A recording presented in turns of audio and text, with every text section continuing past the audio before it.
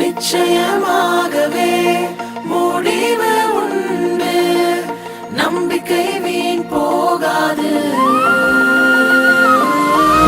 நிச்சயமாகவே முடிவு உண்டு, நம்பிக்கை வீண் போகாது. உன்னை ஆசீர்வதிக்கவே ஆசீர்வதித்திடுவே, உன்னை பெருக பண்ணவே பெருக பண்ணிடுவே. உன்னை ஆசீர்வதிக்கவே